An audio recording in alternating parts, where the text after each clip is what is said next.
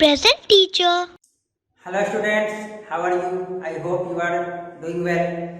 We will start a new topic that is prepositions. ठीक है, preposition के बारे में आप लोग पहले भी पढ़े होंगे.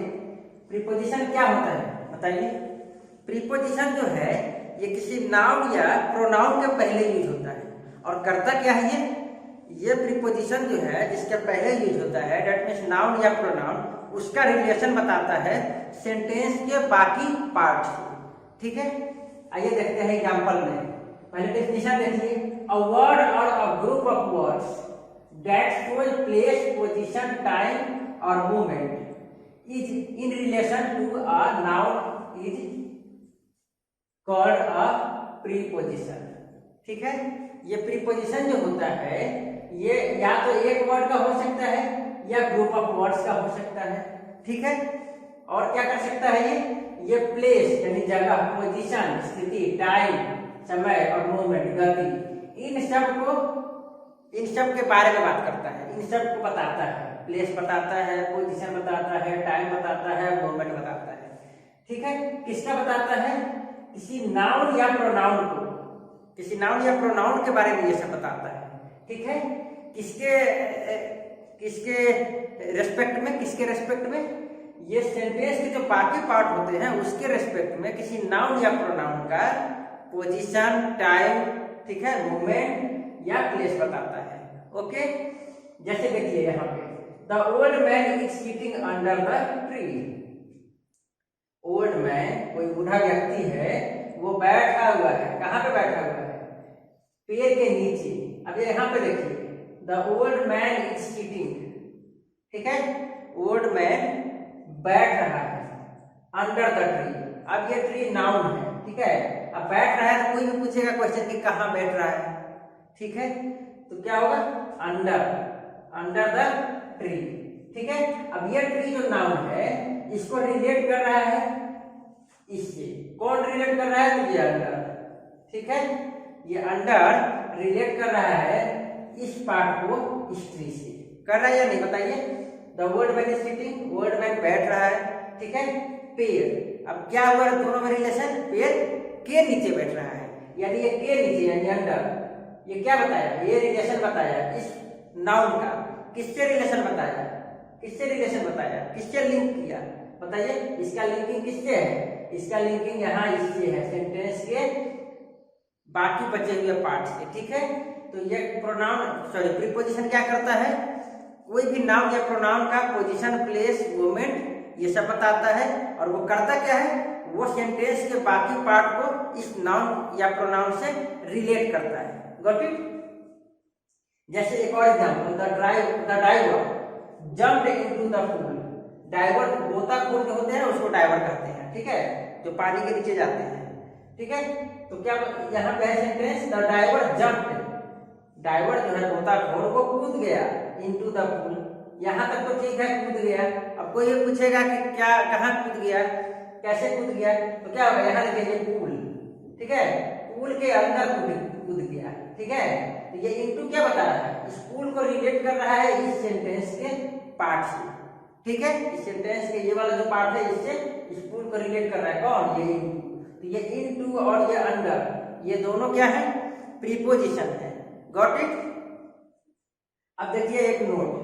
अ noun, the noun or the pronoun that follows a preposition is called object of the preposition. कोई भी नाउन या प्रोनाउन, मैंने बताया ना कि वो प्रीपोजिशन हमेशा किसी नाउन या प्रोनाउन के पहले आएगा और ये क्या करेगा? उस नाउन या प्रोनाउन को सेंटेंस के बाकी पार्ट से रिलेट करेगा. तो जो नाउन या प्रोनाउन जिसके पहले आएगा, कौन? प्रीपोजिशन जिसके पहले आता है, इसको हम लोग ऐसे कर सकते हैं कि प्रीपोजिशन के बाद जो नाउन या प्रोनाउन आता है वो क्या होता है? उस प्रीपोजिशन का ऑब्जेक्ट होता है. ठीक है, यहाँ पे अंडर का ऑब्जेक्ट कौन है? ट्री. इनटू का ऑब्जेक्ट क्या है? पूल.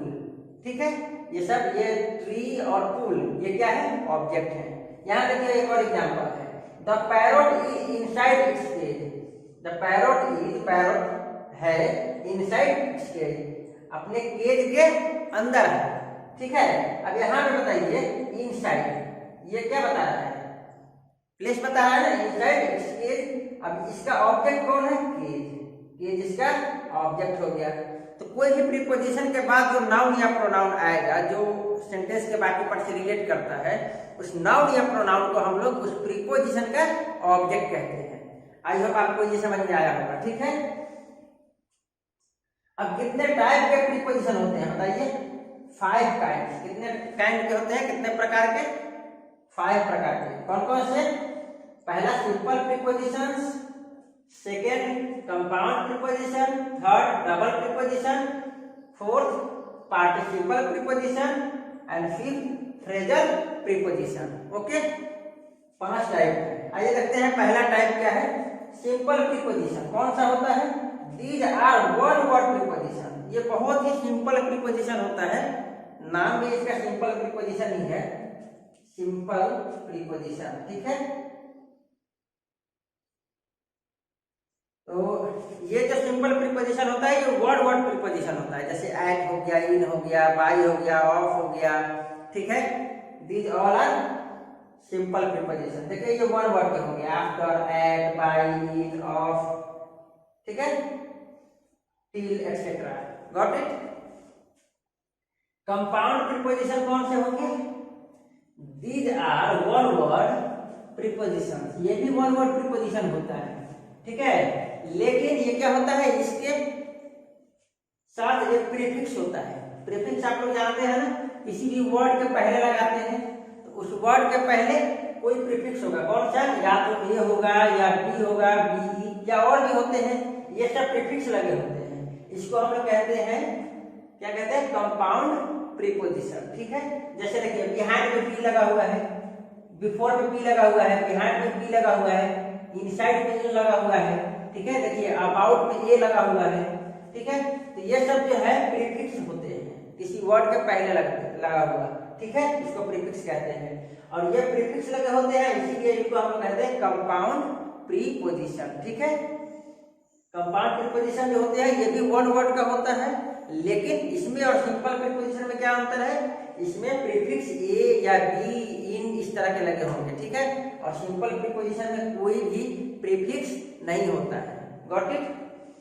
डबल प्रीपोजिशन क्या होता है, these are made up of 2 words. Double preposition जो होता है ये 2 वर्ड्स के होते हैं। जैसे देखिए from beneath, from above, out of, next to etcetera. These all are double preposition, ठीक है।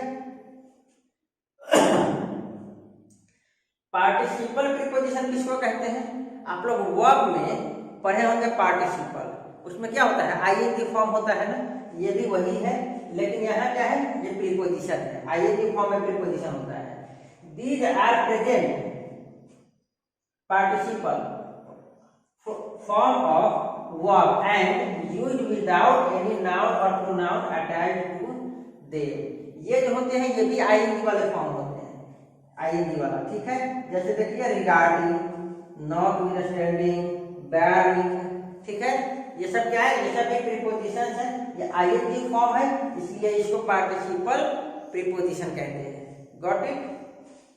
फ्रेजल प्रीपोजिशन क्या होता है, phrasal preposition, these are group of words, ये ग्रुप ऑफ वर्ड्स होते हैं, used as a single preposition.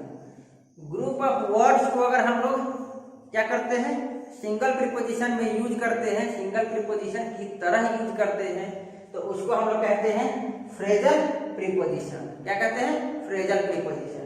जैसे along with, ठीक है, ये एक ही प्रीपोजिशन है, ये 2 अलग अलग नहीं है, ठीक है। अकॉर्डिंग टू, ये भी एक ही प्रीपोजिशन है।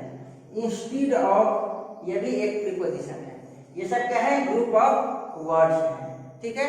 इसका यूज हम लोग सिंगल प्रीपोजिशन की तरह करते हैं। तो ये है 5 टाइप्स ऑफ प्रीपोजिशन, ठीक है।